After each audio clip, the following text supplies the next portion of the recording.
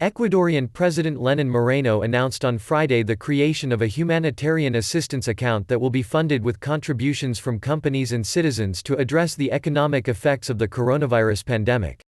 The pandemic hit us at a critical moment, when we were trying to get ahead after a very tough economic crisis, Moreno added in a televised speech. It hit us without a cent in the state's accounts. Ecuador reported more than 2,196 new infections in one day on Friday, raising the total number to 7,161. Some 297 have died and another 311 were likely killed by the virus, according to official data.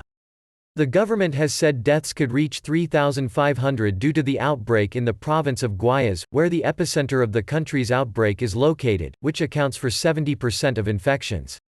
The humanitarian assistance account will be funded, in part, by a contribution of 5% of profits from companies that earned more than $1 million. The money will serve to finance smaller companies that require capital. The other funds will come from a progressive contribution based on workers' monthly income for 9 months. The contribution will be for those who earn more than $500 per month. So those who earn less, pay less, and those who earn more, pay more. With their contribution, we will be able to protect almost 2 million poor families in Ecuador, Moreno explained, indicating that the resources will be managed outside the government. The fall in oil prices and the pandemic have created liquidity problems for the country, which is also facing a crisis in its oil sector due to the rupture of 2 pipelines. Moreno added that he will send the National Assembly a package of reforms to avoid evictions due to delays in paying rent, health coverage in Social Security, and the expansion of unemployment insurance.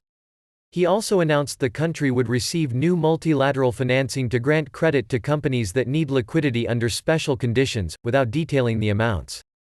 Moreno reiterated his strategy to restructure external debt, which he said exceeds $65 billion, and will include an agreement to reduce payments, without giving further details.